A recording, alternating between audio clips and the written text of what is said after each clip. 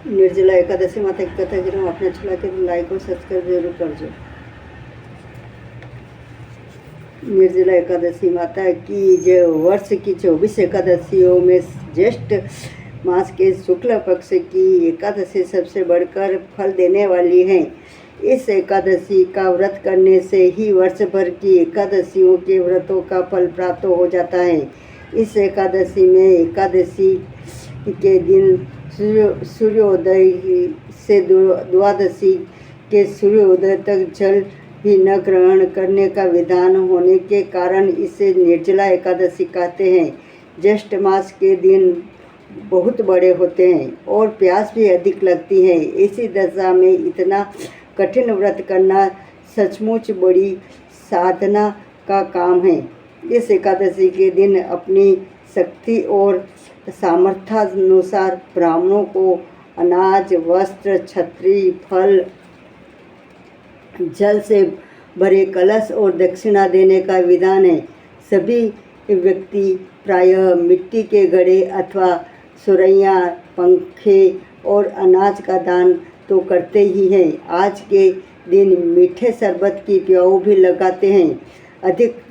अधिक मात्रा में सतत भोजन करते रहना भीमसेन की एक बहुत बड़ी कमी थी। एक दिन भीमसेन ने व्यासी से पूछा, हे पितामह, माता कुंती, भ्राता युधिष्ठिर, अर्जुन, नकुल, सहदेव और द्रौपदी आदि सभी एकादशियों का व्रत करते हैं और मुझे भी अनाज खाने का मना करते हैं, परंतु मैं उनसे कहता हूँ कि भाइयों, भक्तिपूर्वक भगवान की पूजा आदि तो मैं कर सकता हूँ और दान भी दे सकता हूँ, परंतु भोजन के बिना मैं नहीं रह सकता हूँ।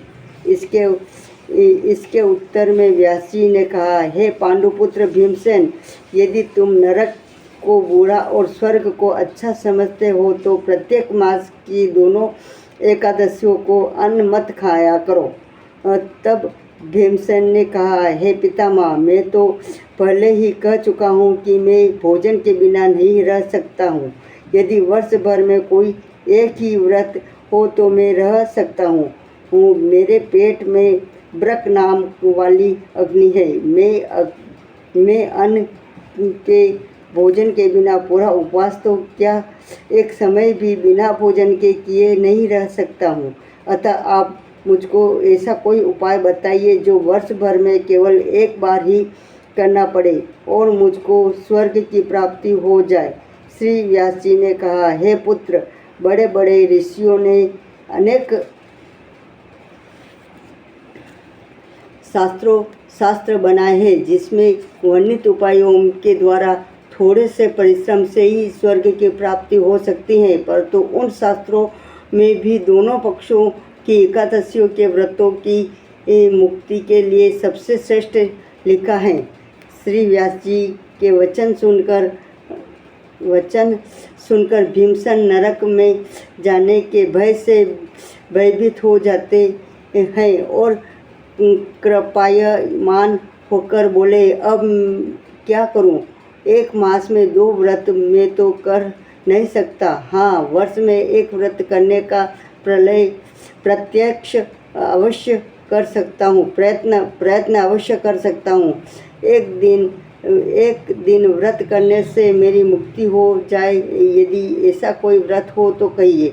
यह बात सुनकर व्यास जी कहने लगे कि वृक्ष और मिथुन संक्रांति के बीच ज्येष्ठ मास के शुक्ल पक्ष की जो एकादशी आती है, उस एकादशी का व्रत करो। इस एकादशी के व्रत में स्नान और आचमन के सिवाय जल वर्जित हैं। आचमन में 6 मास से जल से अधिक नहीं होना चाहिए, अन्यथा यह मद्यपान से सुदृढ़ हो जाता है। इस दिन भोजन नहीं करना चाहिए क्योंकि भोजन करने से व्रत नष्ट हो जाते हैं। इस एकादशी के दिन सूर्योदय से लेकर द्वादशी को सूर्योदय तक जल ग्रहण न करने से समस्त एकादशियों के व्रतों का फल प्राप्त होता है। द्वादशी को सूर्योदय से पहले उठकर स्नान आदि करके ब्राह्मणों को दान देना चाहिए। इसके पश्चात भूखे और सत्यापात्र ब्राह्मणों को भोजन कराकर फिर आप भी भोजन कर लेना चाहिए। इसका फल 1 वर्ष की संपूर्ण एकादशियों के फल के बराबर है। व्यास जी कहने लगे कि हे भीमसेन, यह मुझको स्वयं भगवान ने बताया है। इस एकादशी का पुण्य समस्त तीर्थों और दानों से भी अधिक है। केवल एक दिन निर्जल रहने से मनुष्य के सभी पाप नष्ट हो जाते हैं। जो मनुष्य निर्जला एकादशी का व्रत करते हैं उनको मृत्यु के समय यमदूत आकर नहीं घेरते हैं, वरन भगवान के पार्षद उनको पुष्पक विमान में बिठाकर स्वर्ग को ले जाते हैं। अतः संसार में सबसे श्रेष्ठ व्रत निर्जला एकादशी का व्रत है। इसलिए यत्न के साथ इस व्रत को अवश्य करना चाहिए। इस दिन ओम नमो भगवते वासुदेवाय मंत्र का जप करना चाहिए और गौ का दान भी करना चाहिए। व्यास जी की आज्ञा अनुसार भीमसेन ने इस व्रत को किया था, इसलिए इसे एकादशी को भीमसेन या पांडव एकादशी भी कहते हैं। निर्जला एकादशी व्रत करने वाले दिन प्रातः काल भगवान का पूजन करके यह प्रार्थना करें कि हे भगवान, आज मैं श्रद्धा पूर्वक निर्जला व्रत रख कर दूसरे दिन भोजन करूँगा, अतः आपकी कृपा से मेरे सब पाप नष्ट हो जाए।